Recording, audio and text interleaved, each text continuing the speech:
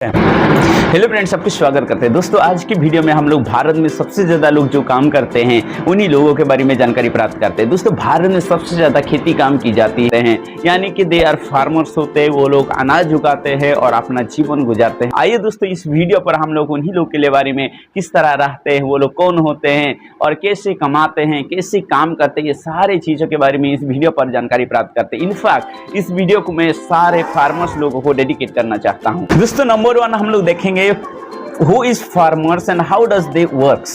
Farmers कौन होते हैं और वो लोग कैसे काम करते हैं। दोस्तों, फार्मर्स वो लोग होते हैं और खेती काम करते हैं और अनाज उगाते हैं, like vegetable crops and food and pulses and all kind of raw material जो हम खाते हैं, ये सारी चीज फार्मर्स के द्वारा उगाया जाता है।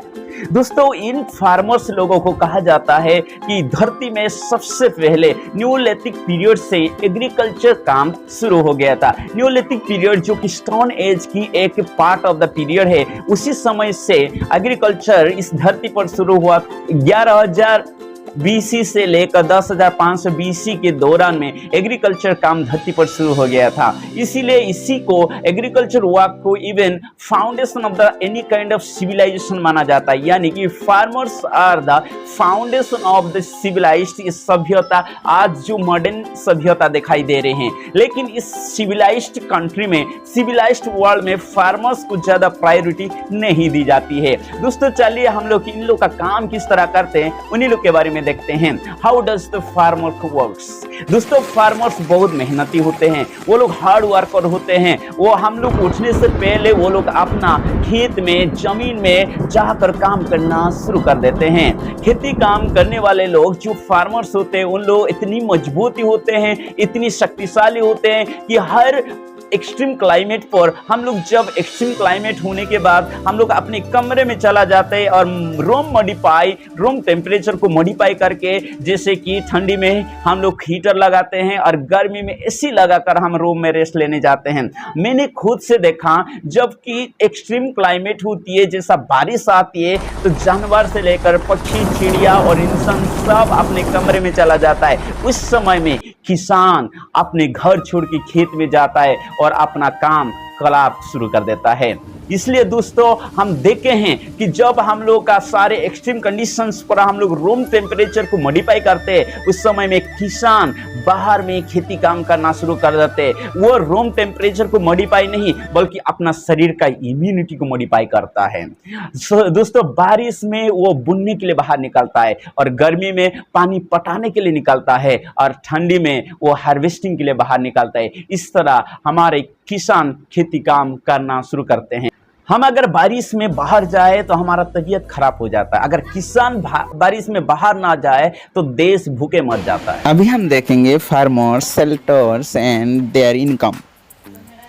दोस्तों, हम जब देखते हैं किसान लोग खास करके रूरल इलाका में ज्यादातर रहते हैं। अर्बन इलाका में ज्यादातर किसान लोग नहीं पाए जाते हैं, क्योंकि उधर जगह ही उतना नहीं होती है और अलग अलग टाइप का वहाँ बिजनेस मौजूदा होती है। इसीलिए वहाँ पर खेती काम करने वाले कम मात्रा में पाया जाता है। लेकिन गांव में, देहात में ज्यादा से ज्यादा किसान लोग रहते हैं और ऑलमोस्ट दे आर फार्मर्स पाए जाते हैं।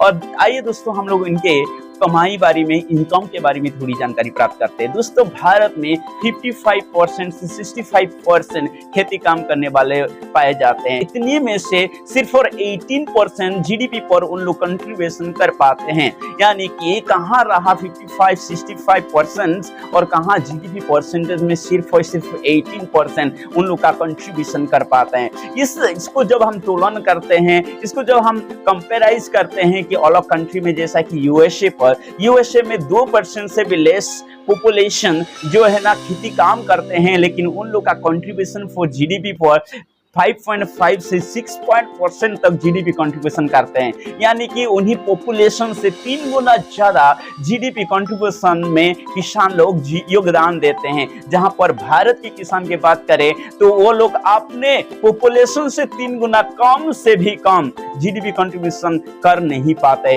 यही समस्या है कि भारत के किसान एक दिन का कमाई एवरेज 150 से भी कम हो पाता है। इसीलिए भारत में ज्यादा सुसाइड रेट फार्मर्स लोग का देखने मिलता है।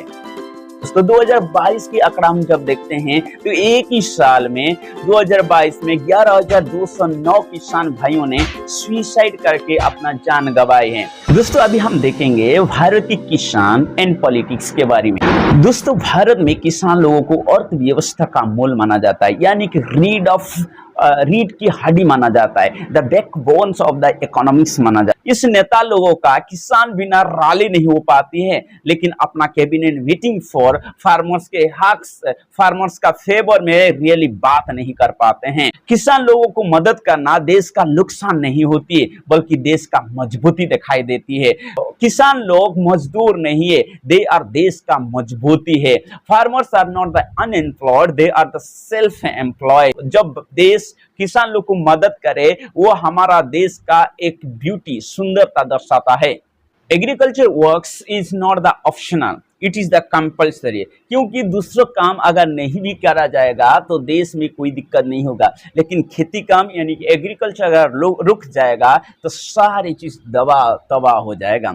इसलिए फार्मर्स को हमें आगे बढ़ानी होगी। लेकिन हम जानते हैं दोस्तों कि आज हमारा सोसाइटी में फार्मर्स लोग को नीच तरह से दिखाया जाता है, उन लोग को रेस्पेक्ट नहीं की जाती है, उन लोगों को अपने वैल्यू फॉर नहीं दिखाई जाता है, उन लोगों को परेशान में जीना पड़ता है, फ्रस्ट्रेशन में जीना पड़ता है, अंतिम में सुसाइड करना पड़ता है।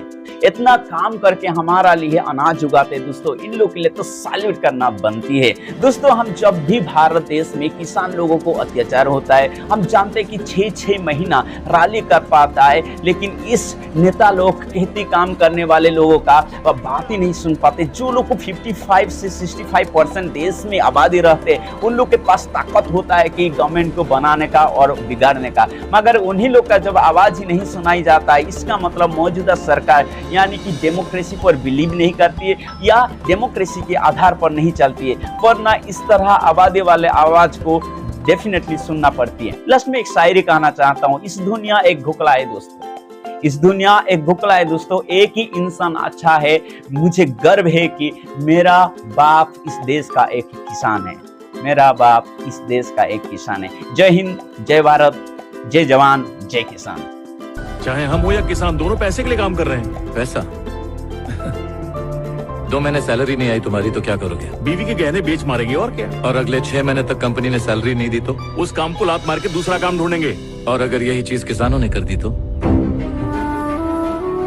सैलरी ना बढ़ने पर लोग सड़कों पर आ जाते हैं, धरना देते हैं, लेकिन हमारा किसान चाहे सालों तक उसका मुनाफा ना हो फिर भी वो खेती बाड़ी से मुंह नहीं मोड़ता। हर दिन हर साल वो बीज उसी उम्मीद और लगन से बोता है कि इस साल हम सबका फायदा होगा। Farmers don't need our sympathy. They need our respect and we owe them that respect.